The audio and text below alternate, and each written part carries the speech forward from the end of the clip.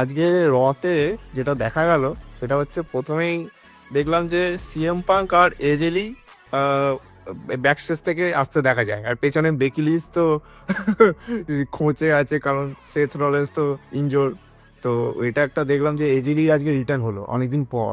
হ্যাঁ, এজেলির সাথে বেকি লিঞ্চের তো একটা ম্যাচ ফাইনালাইজ করলো, মানে সিঙ্গেল ম্যাচ তো কত বছর পর বললো, 10 বছর পর না কত বছর পর হচ্ছে এজেলির সাথে।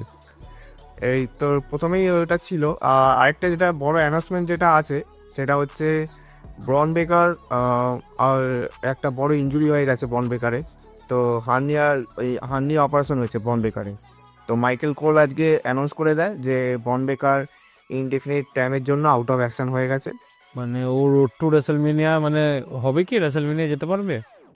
3 মাস বাকি তো। এখন এটা বলা মুশকিল, বুঝলি তো, মানে কতটা সিরিয়াস মানে ইনজুরিটা হয়েছিল, মানে সার্জারিটা কতটা কীরকম সিরিয়াস সেই বুঝে এই রিকভারি কত তাড়াতাড়ি করতে পারবে। যদি ধর রেসেলমিনা তো বেশি দিন নেইও বাকি, কারণ আর কটা মার্চ মাস আছে, আর বেশি দিন নেইও। তো যদি কোয়ের মধ্যে আসতে পারে তাহলে হয়তো রেসেলমিনাতে ম্যাচ করতে পারে, কিন্তু এটা মানে খুবই খারাপ হলো। কারণ দেখ, বিসনে বন বেকারের একটা বড় রোল ছিল বিসনের মধ্যে। তো এখন যদি বন বন বেকারি ছিটকে যায় তাহলে কাকে লিড করবে ভীষণে ভাব। কারণ লোগান পল আর মনে হচ্ছে না, লোগান পল আর ব্রনসন রিড আর অস্টিন থিওরি এরা কি চালাবে বল। না, ব্রন বেকার তো ভিশনের মোটামুটি একটা লিড হিসাবে, মানে সেতের পর তো ব্রনকেই দেখানো হয়েছে।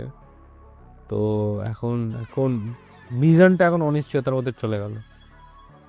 তো অ্যাকচুয়ালি আরও একটা জিনিস আসছে ভিডিওতে, আমরা আস্তে আস্তে বলছি। আজকের মেন কি পয়েন্ট যেটা আছে সেটা কে ছিল, সেটাও একটা ব্যাপার। ভিশন কতটা কি টিকবে তার উপর। হ্যাঁ, মেন ইভেন্টে। সেটা আসবো মেন ইভেন্টে লাস্টে। হ্যাঁ, তারপর বল, তারপর কি হলো? তো আরেকটা যেটা হচ্ছে, আমার একটা জিনিস দেখে খুব মাথা গরম হয়ে যায়, জে উসোকে দেখে। জে উসো আর জিমি উসো এদের আগে ট্যাগ টাইটেল ম্যাচ ছিল ওটিসের সাথে, ওটিস আর আকিরা টোজাবার সাথে। তো আর একটা রাগ ধরে জে উসোর পর, কারণ রয়্যাল রাম্বেলে যেটা করেছে ও, মানে ব্রক লেসনার যখন এলিমিনেট হয়ে যায় ও তখনও ও ইট করে যাচ্ছে, ইন্টেন্স নিয়ে যাচ্ছে। তো এটা নিয়ে একটা কন্ট্রোভার্সি হয়েছে যে লোকে ক্রিটিসাইজ করছে জে উসোকে, কারণ ওর খালি ওই ইটি করতে পারে ও। ব্রক লেসনারের মতন একজন রেসলার ওই সময় এলিমিনেট হয়ে যাচ্ছে, ওই সময় ওটাকে ফোকাসে রাখলো না, আর তখন জে উসো ইট করে যাচ্ছে। মানে এই জন্য না জে উসোকে একদম সহ্য হয় না আমার। আর একটা ব্যাপার হচ্ছে, জিমি উসো তো অনেক, কেন ওর এত ভাই আমি জানি, ও নিজের ভাই ঠিক আছে, কিন্তু এত ওকে ওভার করার কোনো দরকার নেই। ও আজকে এসে বলছে যে তুই আমার হেভিওয়েট চ্যাম্পিয়নশিপের জন্য তুই চ্যালেঞ্জ কর, তুই এলিমিনেশন চেম্বার জেত, এইসব আবার বলছে। তুই নিজে যে আগে তুই নিজে ম্যাচে কম্পিট কর, তোর ভাইকে না বলে। তোর তো ভাই অলরেডি, কি আর বলবো বল না। ইট। তো এই ম্যাচটা তো জেউসো আর জিমিউসো রিটেন করে নেয় চ্যাম্পিয়নশিপকে। তারপর যেটা আছে হচ্ছে ডোমিনিক মিস্টিরিও আর লিভ মর্গান। তো একটা জিনিস লক্ষ্য করেছিস কিনা জানি না, ডোমিনিক মিস্টিরিও আজকে লিভ মর্গানকে গোলাপ ফুল দেয়। তো তুই তুই আজকে কাউকে দিবি নাকি গোলাপ ফুল ডোমিনিক মিস্টিরিওর মতন? চেনাবো নাকি দাদা ভিডিওর মধ্যে? ঠিক আছে, ওদিকে যেতে হবে না। এলিমিনেশন চেম্বারে উমেন্স ম্যাচ ছিল, কোয়ালিফাইং ম্যাচ ছিল উমেন্সদের। তো সেখানে রিয়া রেপ্লি ভার্সেস লাইরা ভালকিয়া, আর ওদিকে ছিল হচ্ছে আইভি নাইল। তো এটা রেজাল্ট তো আমরা যথারীতি জানি এটা কি হবে, কারণ এটা জানি যে রিয়া রেপ্লি জিতবে। তো রিয়া রেপ্লি জিতে গেছে এই ম্যাচে। তো এরপরে যেটা আসছে মেন জিনিসে যেখানে আসছি যেটা নিয়ে, এটা হচ্ছে সিএম পাং ভার্সেস ফিন ব্যালার। এদের ম্যাচ কনফার্ম হয়ে গেছে এলিমিনেশন চেম্বারের জন্য। তো এটা কি মনে হচ্ছে, এই ম্যাচটা আমার কোনো দরকার ছিল? তো এটা নিয়ে তো একটা শর্টস অলরেডি বানানো আছে। সিএম পাঙ্ক ভার্সেস ফিন ব্যালারের ম্যাচ, মানে কোনো সেন্স নেই, লজিক নেই কিছু। রেসেলমেনিয়াতে অ্যানাউন্স হয়ে গেছে, পোস্টার বেরিয়ে গেছে, অ্যানাউন্স হয়ে গেছে CM punk versus Roman Rings. তার মাঝখানে ফিন ব্যালার কী করে এলো? এখন যদি চ্যাম্পিয়নশিপ চেঞ্জ হয়ে যায় কোনোভাবে, তাহলে বেকার বেকার ম্যাচ। জানি এখানে সিএম পাঙ্ক কি জিতবে। হ্যাঁ, এই স্টোরি লাইনটা খুবই বেকার, মানে এটা কোনো দরকার ছিল না এই ম্যাচটাকে অ্যাড করা। আর এরপরে যে একটা ম্যাচ আছে, এটা কিন্তু ওই ম্যাচটা দেখেছিস কিনা জানি না, কিন্তু আমি দেখেছি ম্যাচটা। তো এলগান্ডে ভার্সেস জেভন ইভান্সের, জেভন ইভান্স আর ওদিকে রিয়েল এলগান্ডে আমেরিকানো, মানে জানিস তো, মানে রিয়েল আর এলগান্ডে আমেরিকা। চ্যাট গেবেল। এন্ডিংটা জীবন ইভান্সের মানে এত সুন্দর করেছে, এত পারফেক্ট টাইমিংকে শেষ করেছে। ও যেটা মানে ওর যে লাস্টে যে জীবন কাটারটা মারে, ও মানে পুরো রিং সাইডের উপর থেকে ওদিক থেকে মানে দুদিক থেকে লাভিয়েছে। এত সুন্দর মানে টাইমিংটা ছিল না, মানে ম্যাচটা এত সুন্দর এন্ডিং করেছে, মানে ওটা দেখাচ্ছিল। মানে এর মধ্যে একটা পোটেনশিয়াল আছে, জীবন ইভান্সের মধ্যে দেখে মনে হচ্ছে ছেলেটার মধ্যে একটা পোটেনশিয়াল আছে।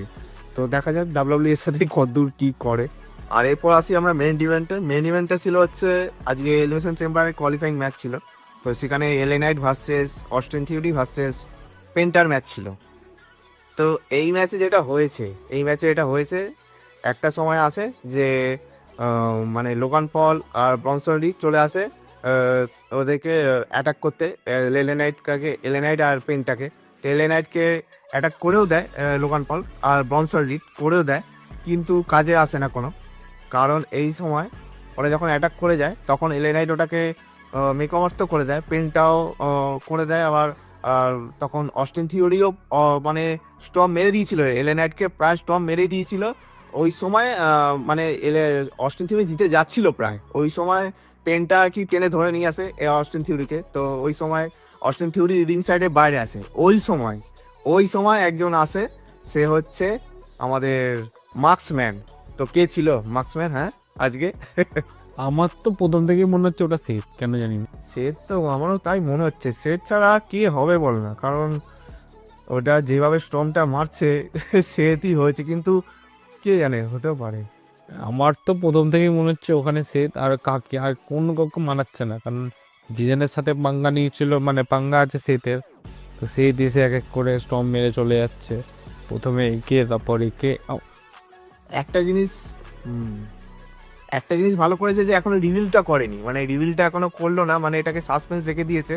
ঠিক আছে, এটা চালাক, আর এটা যতদিন মানে স্টোরি লাইনটাকে বিল্ড করতে পারে ভালো, চলুক না, দেখাই যাক কে এই মার্কসম্যানের পিছনে হতে পারে। তো মার্কসম্যান অ্যাটাক করার পর অস্টিন থিওরিকে এলএ নাইট অস্টিন থিওরিকে বিএফটি মেরে এলিমিনেশন চেম্বারের কোয়ালিফাইং ম্যাচে জিতে যায়। তো আজকে এটা এরকমই ছিল মোটামুটি, খুব ভালো বলবো না, আবার হামুরিও কিছু নয়, খুব খারাপও নয়। এন্ডিংটা ভালো ছিল আজকে রয়ের, এন্ডিং স্টার্টিং দুটোই ভালো হয়েছে, স্টার্টও খুব ভালো করেছে, এন্ডিংটাও ভালো করেছে আজকে রয়ের। ওটাই তো, ওই এজেলি ভার্সেস বেকি লিঞ্চের ম্যাচ তো সেটা হয়ে গেছে এলিমিনেশন চেম্বারে। বেকি লিঞ্চে হ্যাঁ স্টার্টটা খুব ভালো করেছিল দেখলাম, আর এন্ডিংটাও ভালো করেছে। বেকি লিঞ্চ ভার্সেস এজেলি ম্যাচটা রেসলমেনিয়া অবধি টানবে আমার যা মনে হচ্ছে, মানে একটা ম্যাচে শেষ হবে না যতদূর মনে হয়। তো দেখা যাক কি করে ডাব্লিউডাব্লিউই। তো আজকে ছিল এই আমাদের রয়ের ভিডিও। তো আপনাদের কেমন লেগেছে কমেন্টে জানান, মতামত দিন। আর আপনাদের কি করতে হবে বলে দে। কমেন্ট করবেন, অবশ্যই কমেন্ট করে একটু জানাবেন কেমন লাগছে আমাদের ভিডিও।